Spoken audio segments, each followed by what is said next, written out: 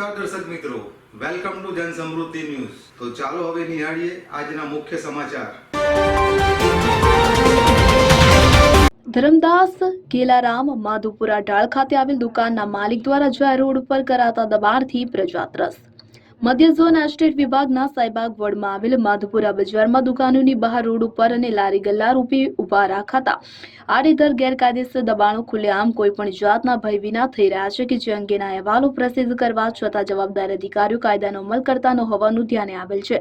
માધુપુરા ઢાળમાં ધરમદાસ ગેલારામ નામની દુકાનના માલિક દ્વારા જાહેર રોડ ઉપર દબાણ કરી રહ્યા હોવાથી ટ્રાફિકની ગંભીર સમસ્યા થઈ રહી છે। સાથે સાથે ત્યાંથી આવન જાવન કરતી પ્રજાને પણ ચાલવાની તકલીફ પડી રહી હોવાની બુમરાળ ઉઠવા પામી છે, જેથી આ અહેવાલ પ્રસિદ્ધ થયેથી ધરમદાસ ગેલારામની દુકાનની બહાર થઈ રહેલ દબાણને કાયમી ધોરણે દૂર કરવામાં આવે તેવી જાગૃત પ્રજાની ઉગ્ર માંગ ઉઠવા પામી છે। ખેર હવે આ માધુપુરા ઢાળમાં થઈ રહેલ દબાણ અને માધુપુરા બજારમાં શેડ પ્રકારના ગલ્લા અને લારી રૂપી દબાણને તંત્ર દ્વારા કાયમી ધોરણે ક્યારે દૂર કરવામાં આવશે તે તો જોવું રહ્યું।